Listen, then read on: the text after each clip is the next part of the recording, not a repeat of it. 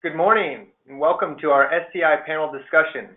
I'm Aaron Baker, Shield Healthcare's Spinal Cord Injury Lifestyle Specialist, and it's a real privilege for me today to welcome three special guests to our Spinal Cord Injury Roundtable webinar. I am a recovering quadriplegic. I am the Spinal Cord Injury Lifestyle Specialist here at Shield Healthcare. I produce a lot of blogs and videos, blogs and webinar content for our online community. And today it's a real privilege for me to speak with three of my friends about spinal cord injury, living a life with it, and how we manage and overcome it on a day-to-day basis. The objectives for our webinar today are to educate, inspire, and take questions. A little bit about my background. Nearly 2 decades ago, I was a professional motorcycle racer. I was traveling the country, chasing my dreams. Racing that motorcycle and loving every minute of it. I had an accident, as many do, which rendered me a quadriplegic. I was paralyzed from the chin down, and not a lot of resources back then for recovery or medical science. So I just focused on optimizing the quality of my life and pursuing recovery to the best of my ability. Fortunately, I've been able to gain quite a bit of return of function and been able to manage this condition over a long period of time, and I can tell you that I'm very happy and healthy today, and so I want to share that with my platform here at Shield Healthcare. My first guest today is Vanessa Osman. Vanessa Osman was injured in a car accident while living in Dubai. She is a C5 quadriplegic, and since her accident, she has become a voiceover artist, an actress, and a freelance writer. And I'm very pleased to have her on the webinar today. She'll join us shortly. My second guest is Dan Boca. Officer Dan Boca, is a 20-year veteran of the Los Angeles Police Department. He's a father of 2 and was involved in a very serious accident. So I'm excited to have Dan here today and share with us a little bit about his story and his process of recovery from spinal cord injury. So thanks for being here, Dan. Thank you. My third guest is Susie Barrieri. Susie was injured at the tender age of 11. A tree fell and struck her, and since she has not let that slow her down and has built a beautiful life as a professional and as a mother. And so today I'm very pleased to have you on the show and share with us today. So thank you for being here, Susie. Thank you, Aaron. Thank you. So without further ado, let's just get started. Yeah. All right. Susie, I'm going to start with you. Can you tell us a little bit about your pre-life careers, hobby, goals, things you were doing pre-accident? Well, gosh, I was only 11, so yeah. My pre-life, I was just a normal little girl. I loved playing soccer. I loved skateboarding. I had a younger sister and brother that I loved playing with. I did all the normal things. And after my accident, or when my accident happened, I really praise my mom and dad, my family, for telling me that just because I wasn't going to ever walk or run again or play soccer again necessarily, that there were other things that I could do, and I could get back to my dreams of, whatever I wanted to do. Yeah. Amazing. Yeah. It makes such a difference having it that really kind of does. seed and absolutely support. Yeah. How about you, Dan? Well, let's see. My career, 20 plus years in law enforcement, and prior to that, my hobbies were motorcycle riding. Yeah. As of you, I got my first motorcycle at 6 years old, so I've always rode a motorcycle. I can relate. So it's and now that I have the injury that I do have, and I'm at almost 10 months since my accident. So it's a big, a big challenge right now because huge transition. It's a huge transition. So it is what it is, and we know the challenges that life. Every day, every minute, there's a challenge, and I'm fresh into this, so I'm still still learning how to deal with all It of does that. suggest So, settling, yeah. yeah, big time. Well, on that note, I'll start with you again, Susie. When and how did you sustain your spinal cord injury? Tell us a little bit about the day, how it happened, what you were doing, and do you remember the immediate aftermath? Oh, yeah. I remember it vividly, even though it was 40 years ago. Yeah. I was on a summer school field trip to the Arboretum in Arcadia, and it was, I believe it was in August. It was very hot and dry, and we were by a pond feeding ducks, and a huge eucalyptus tree fell and struck me in the back and knocked me out. I woke up and paramedics were there and wasn't quite sure what was going on. I was taken to the hospital, and then my parents arrived a few hours later, and we were told immediately that my back had been broken and my spinal cord most likely had been completely severed at T11-12. The break was so severe and bad that it was pretty obvious that I wouldn't regain any kind of feeling or movement in my legs. And, as an 11-year-old, you just kind of go with it. I was in the hospital for about 4 months, surgery and rehab, and again, a wonderful family and friends that supported me and looked after me. And my mom and dad got me right back into school in my neighborhood elementary school. And yeah, again, I think when you're that young, you don't question things as much as you would as an adult. Yeah. So in that regard, I was pretty lucky. Yeah. I can see that. Yeah, there isn't any kind of real life-formed pre-injury. Right. You have just almost a clean canvas. Yeah. I mean, the thing that I was most concerned about was that I wasn't going to be able to go to middle school dances. That was, in my world. And and of course I went and had a wonderful time. And yeah. Well, thank you. Thanks for sharing that. Yeah. Dan, this is still fresh for you. Still fresh.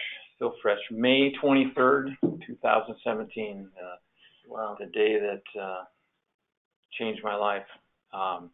So prior to that, I'd wake up in the morning, leave the house by 5 in the morning. So now tell me, you were riding a motorcycle. I was riding my city-issued police motorcycle, going to work, and at 5 o'clock in the morning, struck something on the freeway. A semi-truck lost its tarp. It was still dark out? Still dark, on the 5 freeway southbound, and crashed. Then got ran over by a car that was doing 70 plus miles an hour.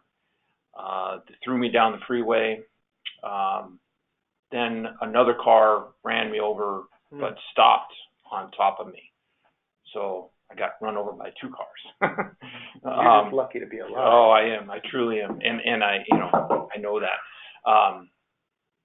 I don't recall that morning at all. I remember the night before having dinner with my son and his girlfriend, spaghetti. So I remember all of that. I remember that.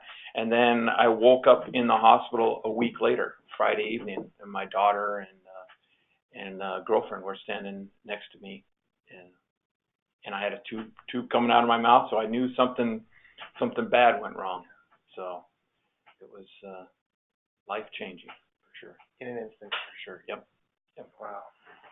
Well, we're happy to have you with us. Yeah, I'm happy to be here. I truly am. Wow. Truly am. So Dan, what did the doctors tell you? What was the initial diagnosis for you?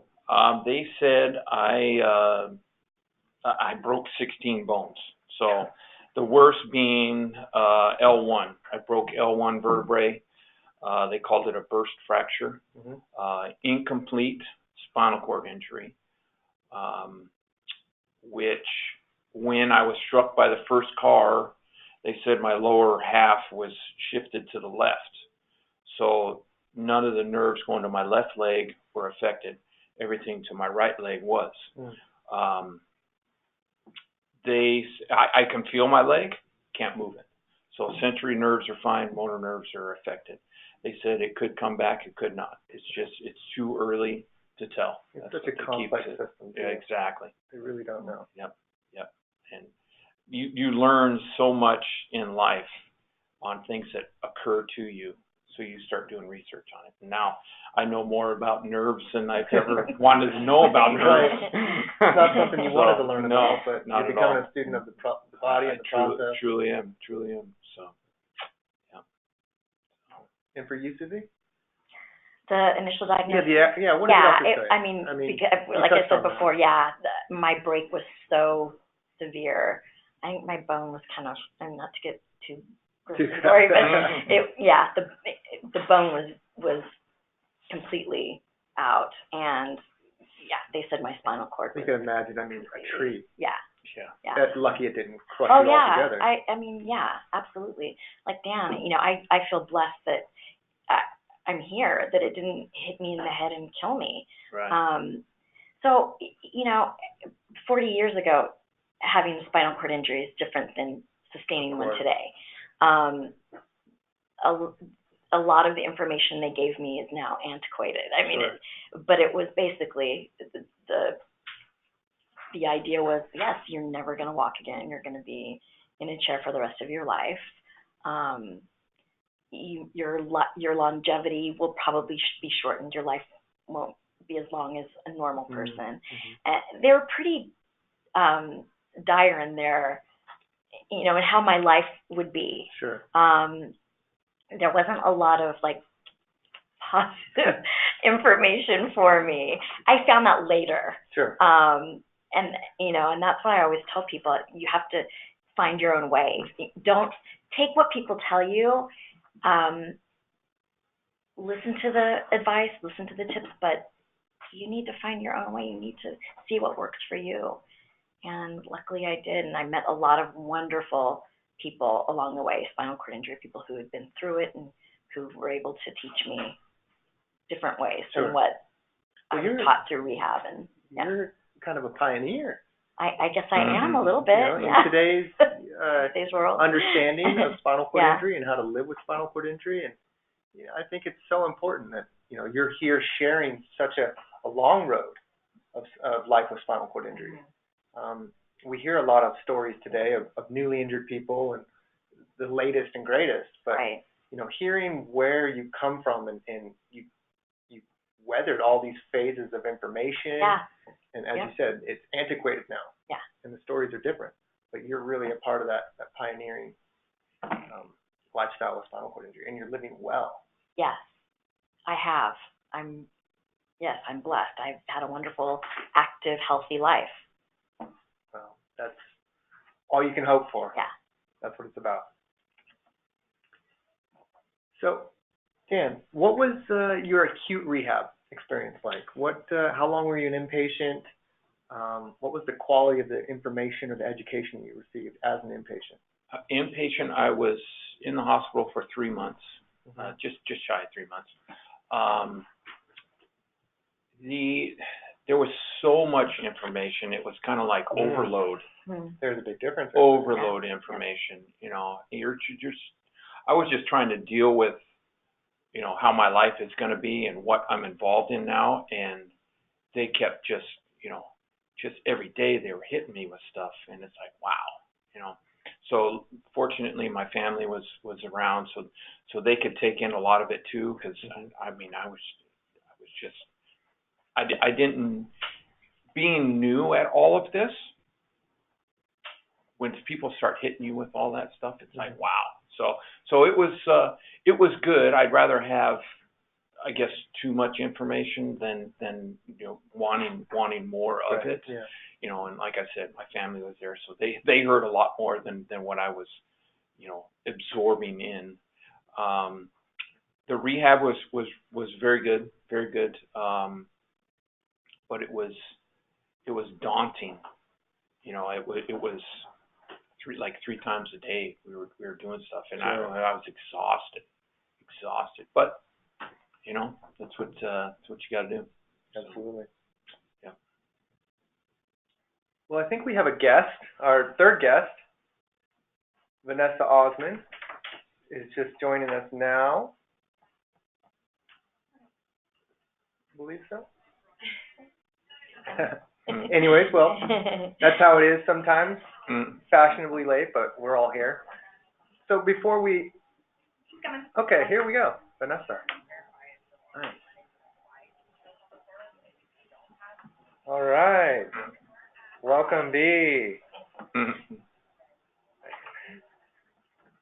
Hi, good morning. Good morning. Hi. Hi. Morning. All right, we're just... This will be for you, Susie. You can basically tell us what your acute rehabilitation experience was like and the quality of the information or lack thereof. Yeah, I mean, again, it was pretty, and I was 11, so Yeah. my mom and dad obviously took a lot more of the information than I did, and I went through about 3 months of occupational therapy, physical therapy, and it was really mostly about because I knew I was going to live the rest of my life in a wheelchair. That's what they told me. So it was about figuring out my wheelchair, getting dressed in my wheelchair, doing those things that a little girl would want to do. You know, reaching for things. I remember making dinner for my family at the hospital in their occupational therapy kitchen. Yeah, exactly. So it wasn't intense like I'm sure you and Dan and I'm not sure what Vanessa went through, but it was a little bit more kid friendly, let's say. It made it fun. And it made it fun, yeah. I think later on as I grew up and became more interested in wheelchair tennis, and that's when really the physical hard work started for me, knowing that as my body was growing and I was developing, I wanted to become stronger and be more active. And so I looked to sports, wheelchair sports for that. And then your intensity went up in the training. And Yeah. Of course. Well, Vanessa, I'll ask you the same question. You're new to the table right here, but we're talking about the acute phase of rehabilitation and your experience. How long were you an inpatient with rehab, and what was the quality of information you received or education of spinal cord? Just maybe tell us a little bit about your experience. So for me, I was in the rehab for 7 months. Wow. And I know that's incredibly longer than what people have Unheard of today, yeah. And I know they wanted to discharge me earlier. However, I campaigned for myself. I advocated for myself because I wasn't ready to leave that incubation, period where I kind of knew from other people that once I got out, it wouldn't be the same. Right. And so I would go to therapy 5-6 days a week, the occupational, physical, and we did have informational groups once a week. And as much as I feel like I was there, but I wasn't there. So the information was available. I wasn't as receptive as I am now in groups, but I did attend them. It wasn't mandatory, but it was very intense, and I didn't want to leave because I felt like I heard that word plateau. And I thought, well, as long as I'm here, I have the chance to keep improving. I can completely relate. It sounds a lot like my mindset during my days of acute rehab. I felt that was the space I needed to be. Fortunately, my mother and family advocated for me to stay as long as possible. I just somehow instinctively knew that was where I could get the best work done. And the moment I left that environment, I was left to ask and answer my own questions. And like you, the informative group meetings, I wasn't really keen on listening in on that. I didn't want to hear it. I didn't want to learn how to adapt. I didn't want to know about sex education. I didn't want to know about these things because I was really hell-bent on improving the quality of my condition. And that was just hardcore rehab at that time.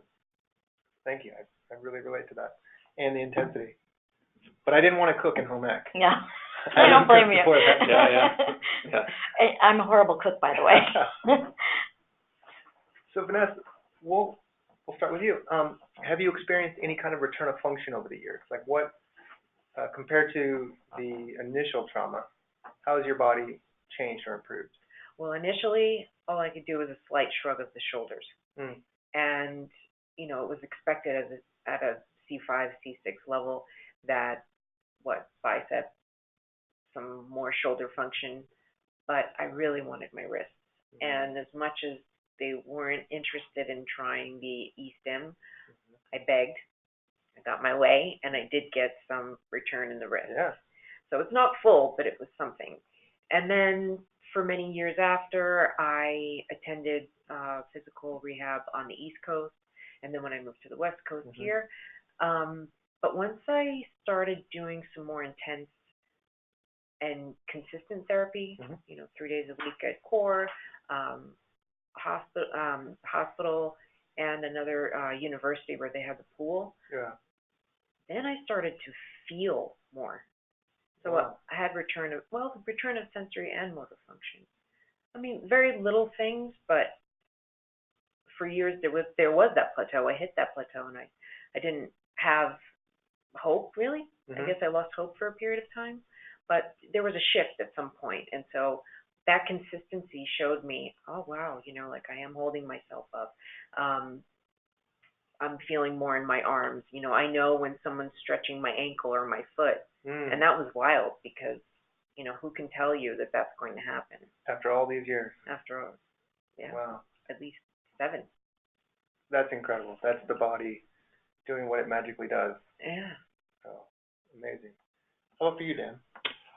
Return. I mean, you walked in here today. Right, on my crutches for sure. Yeah, it's so about a month ago, I hung up my wheelchair and said, I'm not going to use it ever again. I'm tired of this thing. So return on my my leg, my hip, and my glutes coming back. The 4 of my toes, I can slightly move them. So that's I got that at around 6 months or so. I could do, but just my pinky toe, and then now it's 4 toes. Can't do my big toe yet. So there's something I can feel. I would say 90% of my leg. I can't feel my quad. I can't feel the touch of my quad, but internally the muscles after PT or physical therapy, I can feel my muscles aching inside. So it's weird how the nerves work, where it's sensory, motor, all that. And you're stuff. trying to understand those signals, right? Sending you mixed signals. Yeah. You have to relearn what your body's trying to communicate. Right. Amazing. So and Susie, after all these years, how's your body feel? Tired. I'm getting That's old. honest. Yeah, I mean, I'm getting, you know, like anyone does. I mean, your body ages, and where I feel it is my shoulders and my elbows and my wrists, you know, from years of wheeling and transferring myself with my arms. I mean, I do everything with my hands and my arms, so they're wearing down a little bit. So I have to be very cautious about that. Body mechanics, Yeah. posture, Yeah. technique. Exactly. Those are all so vital for longevity. Yeah, absolutely. I've partially torn rotator cuffs, you know, just from wear and tear. So, yeah. That's life for us all, I think. I think for everybody, in the chair, out of a chair. Sure. Just your as your body ages. I think the greatest thing we can do is just become more mindful of our movements. Absolutely. How we move through space and then, you know, function with whatever level of ability we have. Yeah. It's tremendous. Yeah. Great. So, well, I'll ask you, Susie, have you experienced secondary complications with your injury? Which is something like, you know, common symptoms or issues with a spinal cord injury would be muscle atrophy, skin degradation, joint contractions. I'm sure I have. Yeah, absolutely. I mean, my legs haven't worked in 40 years, so yeah, the muscle has atrophied. I'm lucky though, because I think they're still in pretty good shape. I haven't. My muscle and tissue hasn't completely worn away. It's still pretty good. Sure. I'm lucky. I have not experienced, you know, big problems secondary to my initial injury. Yeah. Would you attribute that to just nutrition and mindfulness? You're sitting on the proper cushions, you're laying in the right positions, you're not subjecting yourself to an environment or a way of living that would cause a complication to arise? I think it's probably genetics. That too. I think it's probably, I wish I could say it was nutrition, but I'm terrible with that, and it's something that I need to get better at. I think I attribute it mostly, I think, just to an active, happy life. Yeah.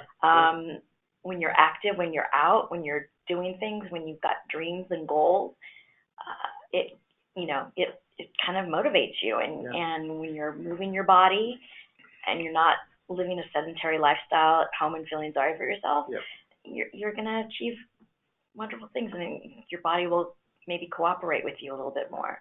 I think that's a powerful take-home message for us all. Movement is improvement. Yep. And that's what our body's made to do. Yep. And so if you do that mindfully and you're aware, then you can circumvent a lot of complications that typically occur. How about you, V? Well, the first one that jumps out, the major one that a lot of people are terrified of, is the pressure sore. And my pressure sore, the first one I ever had, well, the second one. I had one inpatient that got to a stage 2, and that was, due to the first injury. I have a shoulder blade that, it's just kind of out all the time. Me too. A winging shoulder blade. So that bone is just poking through the skin. And, there's things I think that are sometimes missed initially. There's so much going on. But later on, due to, I would say, neglect, and somebody not being honest about, opening my skin, it developed into a stage 4. Ooh. So that resulted in hospital stay and surgery, plastic surgery, and osteomyelitis, so removal of bone. So that was really intense. But the other thing is that when I was an inpatient, 3 months in, they sat me down and I was like, ooh, this doesn't sound good. What's about to happen here? And I found out that I have a syrinx. And they said about 30% of spinal cord injury, might develop one, which is basically a cyst, which is longer than the C5, C6, about C4 to about C7. And so that's monitored, as like through MRI every 2 years to make sure that doesn't grow. Because then they said, oh, it could take away everything you have. And it was like, wow. So a hard pill to swallow. It sure is. But so far, so good. Well, you look amazing. Thanks. Dan, how about you? Nothing so far. So it's so early on. Well, you're an active guy.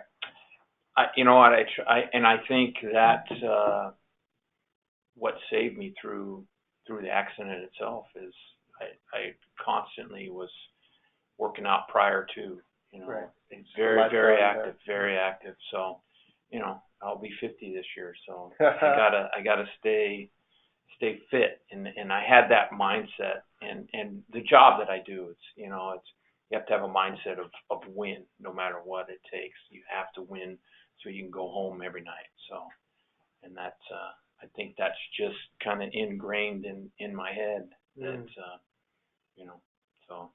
Helps mentally with this condition. It does. There's many of, I'm not going to lie, there's many of hours that can be pretty dark, and you just gotta, okay, well that was that hour. What's the next hour going to hand to me? Just keep focusing on, it's going to get better. But that's the ride, right? That's life. It seems to be, at least for me, it can be very dramatic. Yep. The contrast from feeling amazing and inspired and hopeful to just desperate. And very much. So the point is to just keep riding, right? That's right. Keep going. That's right. So Dan, I'll start with you. How has this spinal cord injury changed your life? I appreciate life big time now. Big time.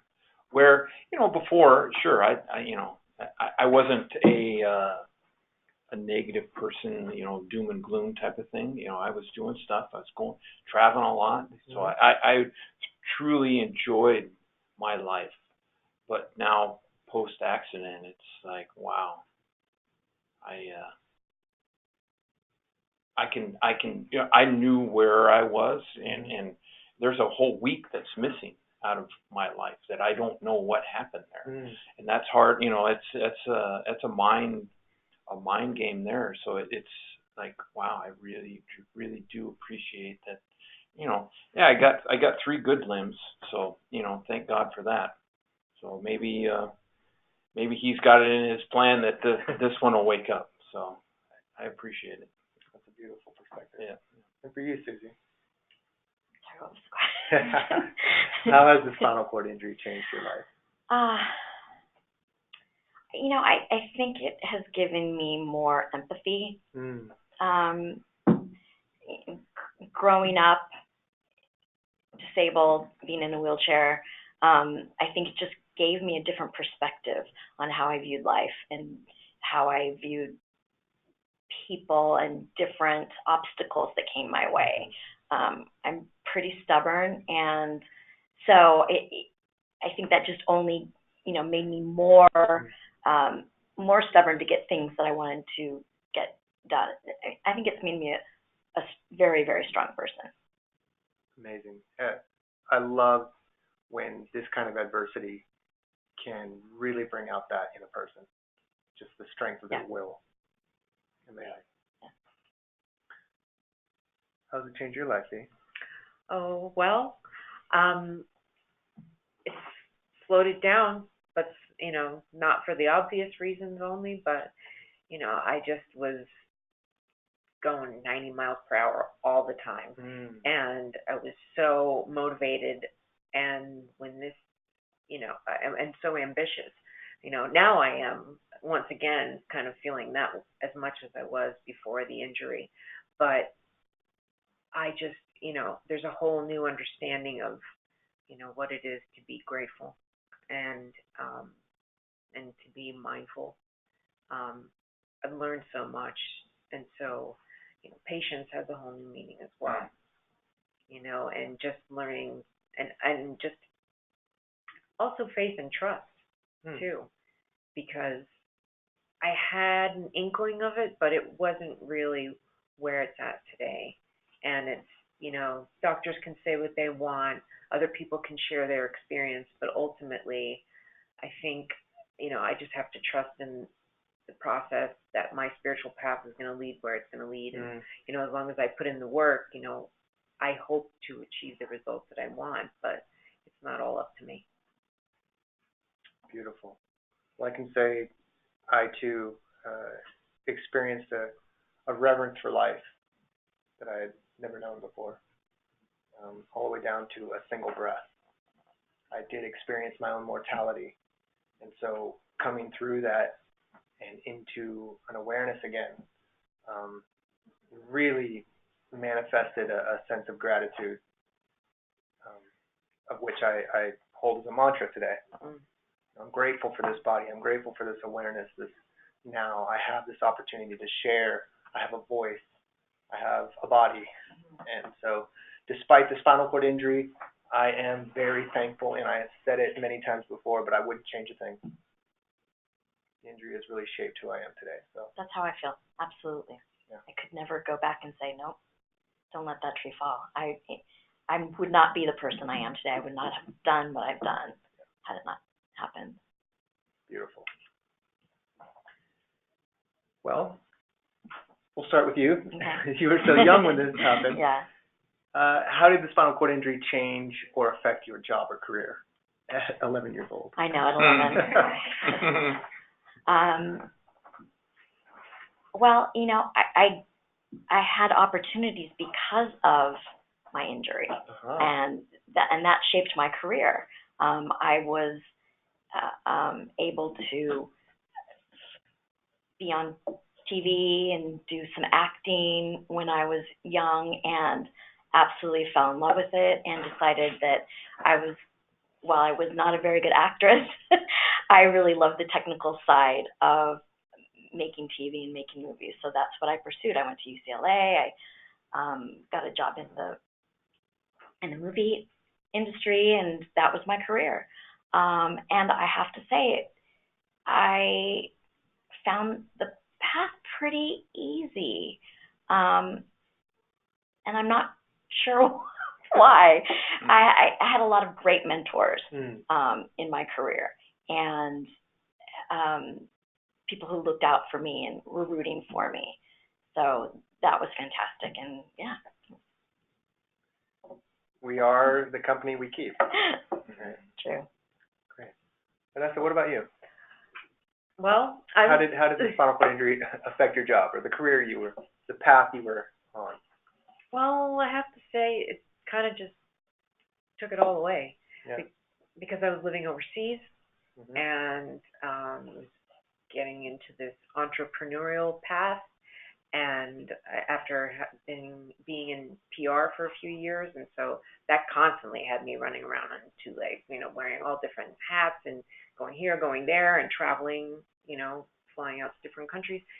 And then when we decided on treatment and to come back to the U.S. for that, that all had to fall by the wayside, especially with my family being there for me. And now it's kind of crazy the turn that it's taken. I've always been a writer, so I've always kind of had that with me. But when I was in high school, I was interested in, I was acting and singing and dancing. And when I went to college, my dad kind of pushed me into the business communication side of things, so I never really pursued that. And then a few years ago, I found that I had a real passion for voiceover acting. And I started taking classes and I got signed, and so that's been so for me. And now it's opened up into the acting, and it's just like hopefully different doors keep opening, because the interests are so varied, and it's that renewed vigor that I have for life, and all those things that I thought I could only do if I was walking, and back then that I didn't get a chance to do, I'm doing now. And I say to myself, I'm like, am I going to be okay if I die tomorrow, knowing that I never tried to do X, Y, Z? And the answer is usually no. So now I'm just like, I have nothing to lose. So Just I might go for it. Nice. Dan, what about you? This year would be 22 years on the job. Planned on doing 30, retiring, moving out of California, the whole, so, but, right now, it's, my career's on hold. I don't know if I'm going to go back in a light duty function or work the desk or something. I don't know. It's all up in the air right now. Sure. So, hopefully I can do that. Okay. I wanted to finish my career. I wanted to do 30 years, and we'll see. We'll see how that goes. Yeah. Exactly. Start with you, Dan. What's the biggest adjustment you've had to make with this injury? Well, I like everyone, I was so active prior to this, and adjusting to not just saying, hey, let's go there, let's go do this. It's I have to plan everything out now. I have to. It's just simple things of getting out of bed, is a huge adjustment. Just everything in my life is upside down, per se. I just have to adjust to how my life is now. Every step of the way. Just slows you right down. Yeah, I live in a 2-story house. Most houses here are, and I've, knock on wood, only fallen down the stairs once. So that's a huge adjustment. I can't just run upstairs to grab something in my room anymore. It is 100% effort. Everything that I do, it takes 100%. There's no just a casual walk upstairs, grab something, and walk back downstairs. No, it's 5-10 minutes to get upstairs, get back downstairs. So I can completely relate to that. Everything is an adjustment. So. How about you, Vanessa? What's the biggest adjustment? There's two big words that jump out right there: attitude and acceptance. Yeah. Yes, I really was not okay with any of this. There was, all those stages of depression and anger and, denial. But the acceptance thing is really a daily, I have to say, maybe practice. Mm-hmm. Sure. Really just be in it. And then the attitude, not always positive. No. And so it's having to make this conscious shift to try and be present and also, fake it till I make it. Right.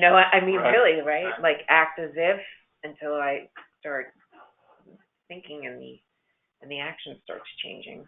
Yeah, it's a choice. Yeah. What you, Susie? My whole life is adjustment.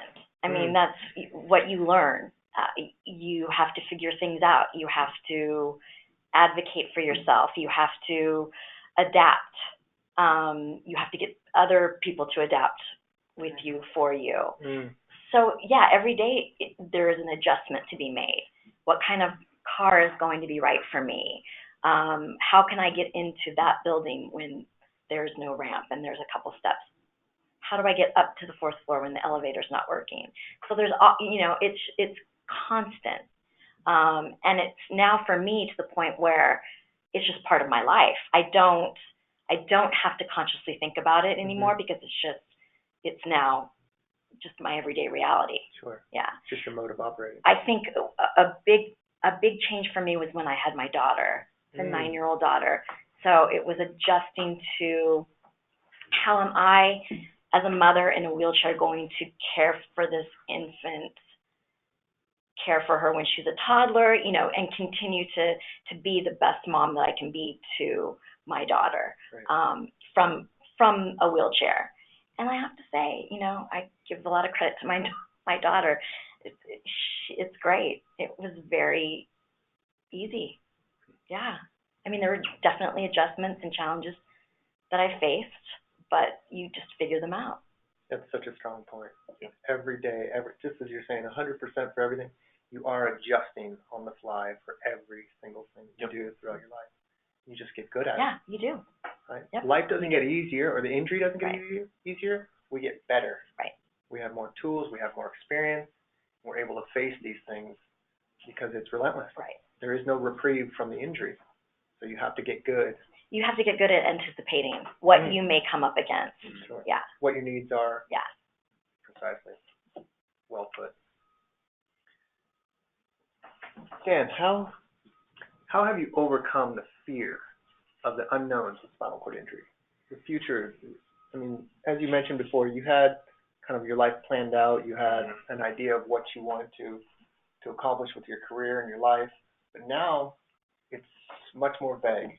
The future's ambiguous. How do you deal with that? I don't know if I've even come close to tackling the fear of what my life is going to be. I'm still in that denial stage, anger stage. It's 10 months and it's a challenge. Every step of the way is a challenge, and I have to just, for lack of a better term, just put my head down and keep pushing forward, and I don't know. I don't know. I don't know what tomorrow's going to bring. Yeah. But at least I'm here, and I'll see tomorrow and see what tomorrow has to bring for me. But the fear, I don't know. It's a tough one, for sure. Susie, fear a big part of your awareness when you were so young? Was it frightening looking forward? No, I honestly can say it really wasn't. I have fears like everybody else. Sure. Facing the future, what does the future hold for me and my family and all of those things. But it doesn't. No, it's not a big part of me, and it never was. Well, I love the open honesty of these answers, because I think that's so important for our listeners. Vanessa, you deal with? I feel like I'm the antithesis over here. Good. Fear has been a constant in my life prior to my injury. And I find it can be so debilitating, incredibly debilitating. And then sometimes it's actually a motivator. And having been injured the past 14 years, I can say for the majority of it, it's been forget everything and run, so to speak, until I really started working closely with peers in the community, having a mentor, and it was face everything and recover. And so, I mean, if I'm in fear, I'm not feeling the converse, virtue of that, which is, living with love and trust. So I really try not to spend too much time there. But like I said, it has proven at times to just be that thing that just pushes me. Like I'm scared, but I'm just going to say yes. That's exactly what happens to me. The moment I get scared or I get overwhelmed by this, I get upset. And it sparks this like primal instinct or reaction in me to act and to do something about it. And I've used that fear as a real strong energy towards challenging my body. And I'll express that fear as anger in the gym or in some kind of sporting activity, or I put that energy in motion. It's powerfully kinetic. So, and then other times it's just heavy and sad, and I'll have a cry or something. Right. But that's the contrast we were talking about earlier. Fear and love. Susie, what are your hobbies post spinal cord injury? Oh my goodness. What do you love to do? I love travel. Can relate. I love hanging out with my daughter, playing with her, doing all of those fun mom-daughter things. I'm very active in her school. I am continuing as a independent producer, writer. I enjoy reading. Yeah, I still enjoy some sports, even though I don't always have the time to play tennis anymore. I still enjoy it when I do get the opportunity. Well, I know you and I are talking about a hand cycle. Yes. Getting out. Oh, yeah, that's right. The wind in the hair. I'm motivated now to try a marathon. Have a year goal to try to do that LA marathon. Right, it just happened. 2019. Yeah, this past weekend. That's right. Yeah. All right, 2019. I have a year. Amazing. Yeah. Well, I'm excited to be along on that ride. Yeah, thank you. One of my best friends just posted some photos of the marathon, and I thought, I need to dust my bike off. That would be quite something next year. You have to get out there with me. Hey, don't challenge me. Vanessa, what do you love to do? What are your hobbies? A lot of them are the same prior to the injury. I've always been an extrovert and really social, so I love, just being with people, just movers and shakers and whatever stuff is going on, art shows and cinema and personally writing, and now the voiceover acting and acting. That to me is just the ultimate escape, but then also, just like creating characters and it's something that really, it's like, I haven't really experienced something where I'm alone and then I have this goofy smile on my face. I can just feel it so huge, and I was like, I've really found something that I'm passionate about and I love. And well, I listened to other people saying, you should try this, and it was like, I don't know if I always trust other people's suggestions, but in this case I was like, it's really something great. And, traveling too and helping others, that's like getting out of myself is so important. And, just hoping that, I can benefit someone else's experience by sharing whatever they need. So. Well, that's exactly what you're doing here today. By sharing your story and your process, you are absolutely helping another person that can relate going through this type of adversity. So. And you're clearly making your passion your work, which a lot of people aspire to do. If you love what you do, you're never working a day in your life. So. Dan, I know we have it in common. Well, since I'm so new at this, I'm just now, my body still feels like I just got hit by a car last week. So it's still really, really fresh. But being at core now, and I'm working out, and that's really, I just love that feeling of leaving the gym and you're just spent from a great workout. I love that feeling, and that was a huge part of my life, pre-accident. Yep. I just loved it, And last week I got a left-footed gas pedal put in my truck. So you're now it's like, yes. It's a little bit of dance coming back. So I used to do a lot of surfing. So my next thing is just to go to the beach and just drive myself to the beach and hang out there. Yeah. Maybe next will be to put my feet in the Pacific Ocean again. Just little things. So, and I don't know. It's a challenge. It's just I don't know how else to put it, but I'm getting a little bit of me back. So it's a great thing. What I love most about what you're talking about is that you're really aware of how special each one of those, achievements are. Right. Just putting your toes in the water like that, just driving yourself. Those are huge in your process, and you're clearly very aware and conscious of that. Very, very. Kudos to that, man. Well, we'll stay with this. Okay. Dan, what's the biggest accomplishment that you feel you've achieved post-injury? Tell me a little bit about that experience. Let's see, a month ago. Okay. My biggest thing so far is I told myself I am getting out of this wheelchair and I'm going to use my crutches and only use my crutches. Yeah. And that's my biggest thing so far. Huge. And it is exhausting. By the end of the day, I am exhausted. Just a simple 6 house down, go to the jacuzzi, and then the crutch back home. I'm spent by the time I get back. But it's I have to do it. I have to get stronger. So that's my biggest accomplishment so far. Good man. I can see it collecting dust, so that's a good thing. Nice. And Susie, how about for you? I think maybe my biggest achievement was having my daughter. Absolutely. That was in my mind, of course. Yeah. I think that's the biggest for most people. Right, most parents. I experienced some fertility issues.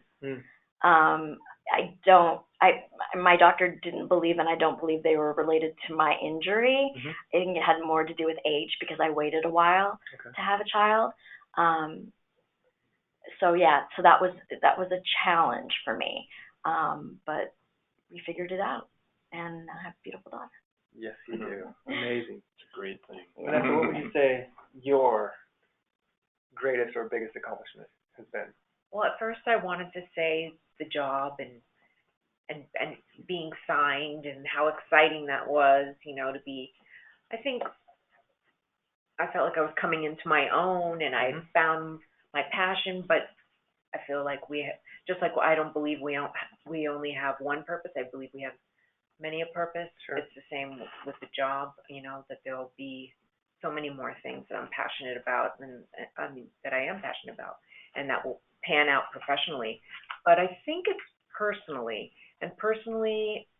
last year it came out organically out of my mouth when I was speaking to a room full of people, and I said, if I had to give up everything that I am and everything that I have just to walk again, I wouldn't do it. And I was like, gobsmacked, like, really? And I was like, yeah, because who I've become, and I can say that I'm proud of today. So it wouldn't be worth just being able to walk around. That's an amazing full circle transformation, realization. Amazing. So I think it's time for questions right now. Can you share what challenges, if any, you have had during your recovery with reintegrating into society? That's a great question. Who would like to take that question? Well, I kind of touched on it earlier, being as young as I was, and I was fearful that I wasn't going to be with my friends and reintroduced into my school. And, my mom and dad got me right back. Yeah. I went right back to my neighborhood school. I was never taken out for special classes or, I was mainstreamed fully. And I think that's so important for kids with spinal cord injury, any disabled kid to be in a classroom with their peers. Yeah. So I never had any issues with that because I was put right back in. So I always felt integrated. Nice. Yeah. I can tell you, for me, I didn't want to integrate. I didn't want to go back into life as I knew it. I self-imposed isolation for many years. I stayed focused on my own little bubble, what I could control, because I couldn't control anything outside of my space. It was a real challenge. I couldn't relate with my friends or my peers at the time. I was 20 years old, and all the things that my community was doing at the time, I was no longer part of that. I didn't want to associate myself. I didn't want to waste my time and energy doing those things. So it was a long road to reintegrate. I wanted to integrate on my terms when I felt whole, really, or confident in myself and in the work that I had done. I didn't want to look back on this process of redefinition or rebuilding of my life and think, oh, had I done, this, that, or whatever, put in a little bit more work on myself, I didn't want to live in any kind of regret that way. So I integrated slowly over time on my terms. That was a long road. Yeah. For you, Beth? Well? Oh, I was just going to say that a few years after the injury, I read an article, and it listed so many things that society, just kind of has these expectations that you won't get a job, that you can't have sex, that you can't get pregnant. And the more I read, the more I was aghast, and I was shocked. But, my dad, from very early on after my injury, was very much like, I still have these hopes, I still have these dreams, and I still have these expectations of you professionally. And it was like, what? Oh, so, and he was constantly quoting, like, Stephen Covey or Colin Powell or all these people in power. And it was like, or people who had overcome great adversity. Yeah. So that for me was kind of never an option. So, reintegrating into society, especially traveling overseas, people from different cultures, maybe here we're like a little polite and skirt around the issue, or know that it's impolite to stare. When I would travel back overseas, and initially after my injury, I mean, people had no problem just gawking at me, and it made me feel like an alien, A. And B, coming up and just, that even happens here in this country. Will you ever walk again? What's going to happen? They're so worried and so concerned. I always felt compelled to answer the question. And now I'm like, how much time is gone? Because I don't know all the answers. But don't worry, I'm going to be okay. For you, Dan? I'm your transition. You're in it. I'm in it big time. And, just my line of work for 22 years now was, we're supposed to handle everything. Protect and serve. Right. And now I can't, it's like, wow, I can't even protect myself, It's a hard pill to swallow. It really is. So I'm still in that isolation, Sure. I got my close friends and have you guys over and watch motorcycle racing and stuff like that. But it's kind of at my house, in my domain. I know my surroundings, right? And it's difficult. Where, like I said, I'm supposed to handle all this stuff. I'm supposed to be a dad of two young adults, and I'm supposed to handle everything. And now it's like, wow, I can barely handle walking up the stairs, and it's a big challenge. It truly is. But I'm there. Well, we'll continue on with you, Dan. Where did your rehab take place? I rehabbed in Northridge. Okay. Northridge, California. Northridge, California, and good facility, great people there. Really cared about me and all the aspects of what Dan's going through. So that was great. Meetings with other people that have had traumatic injuries. That was a great thing. Just and I in the beginning, I just sat there. I didn't say anything or anything. I just took it all in, and it's like, wow, I'm not the only one on this island going through this journey. There's a lot of people going through it. Sure. So, and then now going to CORE, which is a great facility. So, great people there.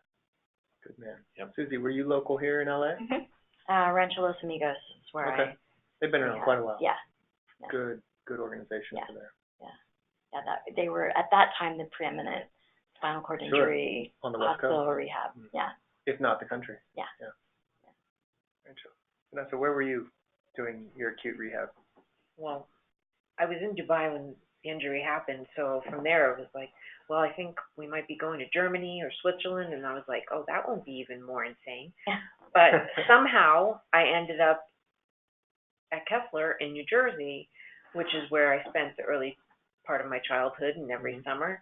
And, I ended up with the same doctor as Christopher Reeve and in the same room. So it was really, I believe everything happens for a reason. So, I was there for 7 months. Wow. Well, I spent my first 6 months, the first 4 weeks at Los Robles Medical Center in, Thousand Oaks, California, and then I was transferred over to Northridge Hospital Medical Center, same place you went, for almost 6, which is, again, unheard of today. Yeah. So. All right. So, let's see, places to go. There you go. All right, you guys. Well, thank you very much for joining us here on this webinar, Spinal Cord Injury Panel, sharing your stories with us today, Vanessa, Dan, and Susie. It's been a real privilege talking to you all today. Thank you so much for sharing so candidly and openly.